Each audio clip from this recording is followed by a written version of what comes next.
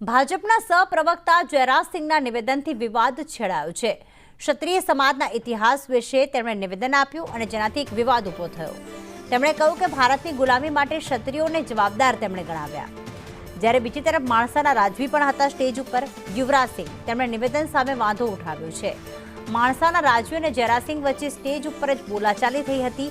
આ બંને રીતસરના એકબીજાના નિવેદન પર વાકપ્રહાર કરી રહ્યા હતા અને ખાસ તેમણે કહ્યું હતું કે જયરાજસિંહ એક ખોટો ઇતિહાસ જણાવી રહ્યા છે।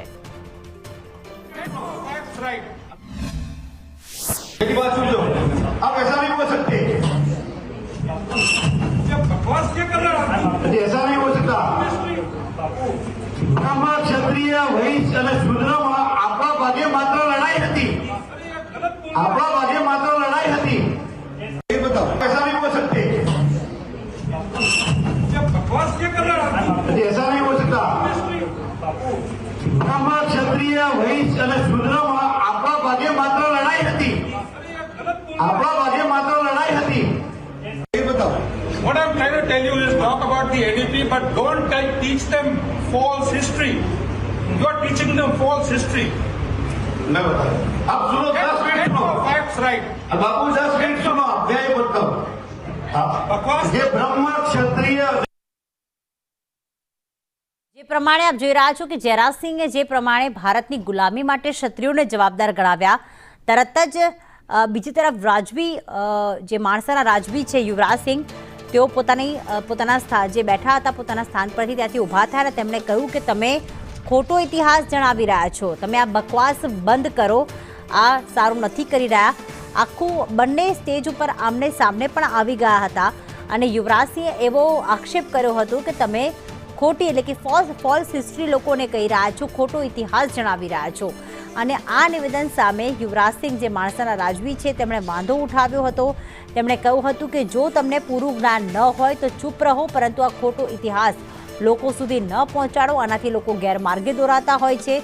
જયરાજસિંહ જે ભારતીય જનતા પાર્ટીના સહપ્રવક્તા છે તેમણે કહ્યું કે ભારતની ગુલામી માટે ક્ષત્રિય જવાબદાર હતા અને બીજી તરફ તરત જ જે માણસાના રાજવી છે યુવરાજસિંહ તે ઊભા થઈ ગયા પોતાના સ્થાન પરથી અને તરત જ તેમણે કહ્યું હતું બધાની સામે કે તમે ખોટો ઇતિહાસ જણાવો છો, તમે ચૂપ રહો। જો તમને પૂરેપૂરું જ્ઞાન નથી ખબર, પૂરેપૂરું જ્ઞાન નથી, ઇતિહાસ વિશે કંઈ ખબર નથી તો ખોટું જ્ઞાન આપવાનું બંધ કરો। અને તેમણે તરત જ જાણે કે સ્ટેજ ઉપર જ તેમણે ધમકાવી નાખ્યા હતા રીતસરના કે તમે ખોટો ઇતિહાસ લોકો સુધી પહોંચાડી રહ્યા છો અને આ નિવેદન સામે યુવરાજસિંહે વાંધો પણ ઉઠાવ્યો હતો।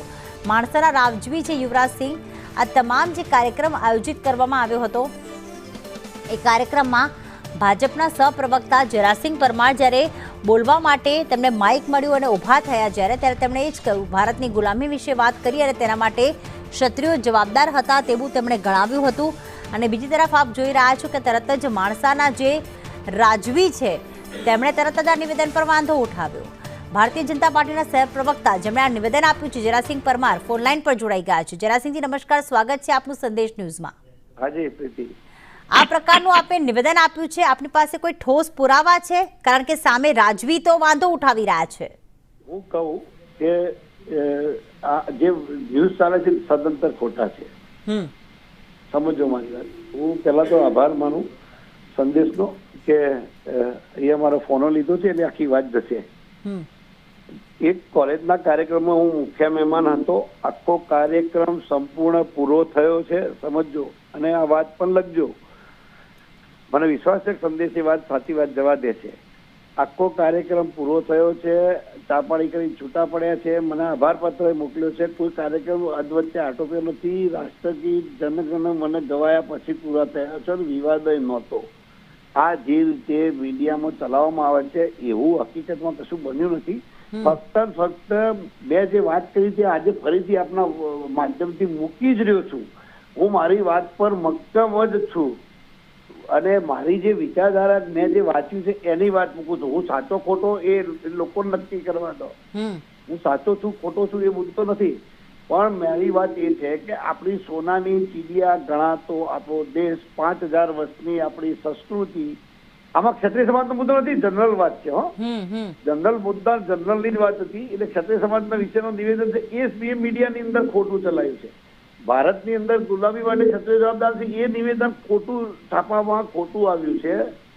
એ એવું નથી.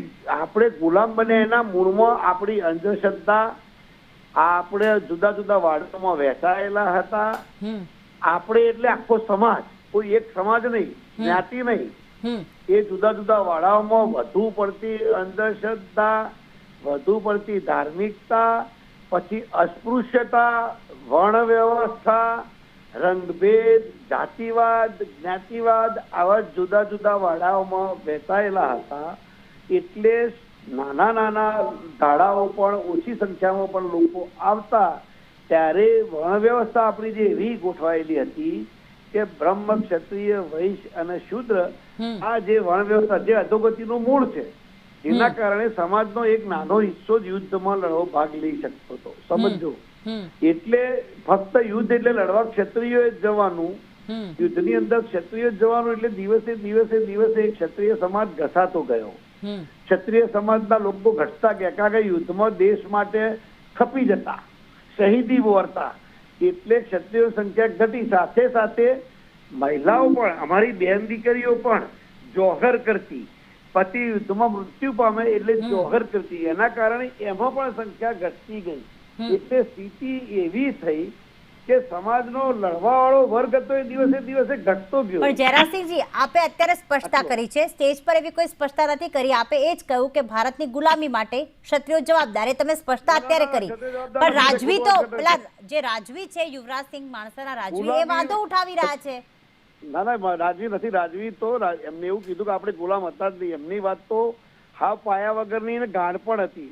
પણ મારે એમનું જાહેરમાં કેમ માન સન્માનનો મુદ્દો આવે એટલે એમનું માન રાખ્યું. મેં સ્ટેજ ઉપર માન રાખ્યું, પણ અહીંયા અમારા સ્ટેજ ઉપર તમે જાહેરમાં કહ્યું હોય તો આખી ગુજરાત ને આખી ભારત દેશ ભલે જાણે છે, ભલે ગુજરાત નહીં, આખી દેશ, આખી દુનિયા જાણે તો મારી વાતમાં મક્કમ છું. તમે વાત સમજો. આખી એક ક્ષત્રિય સમાજના કારણે જ આજે દેશને, જો એક જ પરિવાર, આ મોગલોના દાડા જયારે આવતા ત્યારે આ દેશને 500 વર્ષ ક્ષત્રિય સમાજ જ દૂર. બપ્પા રાવલના પરિવારે, સિસોદિયા પરિવાર, બપ્પા રાવલના પરિવારે, ક્ષત્રિય સમાજે 500 વર્ષ સુધી મોગલોને દૂર રાખ્યા છે. ઇતિહાસ છે. અમે ઓછા છીએ એના કારણમાં અમારા માથા કપાઈ ગયા છે.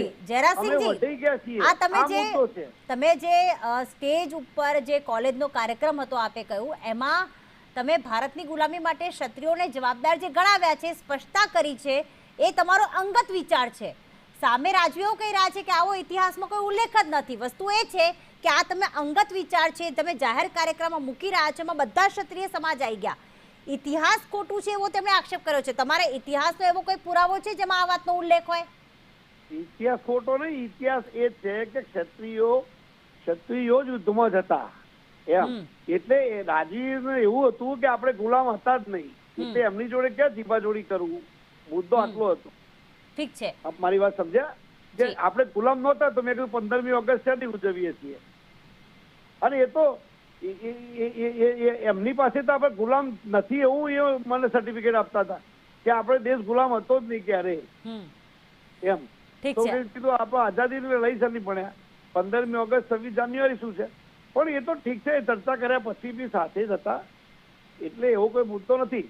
પણ વાસ્તવિક રીતે ક્ષત્રિય સમાજે જે ભોગ આપ્યો છે એ ઇતિહાસ છે, એ થોડો બદલી શકાય. બિલકુલ ઠીક છે. આભાર સંદેશ ન્યૂઝ સાથે વાત કરવા બદલ.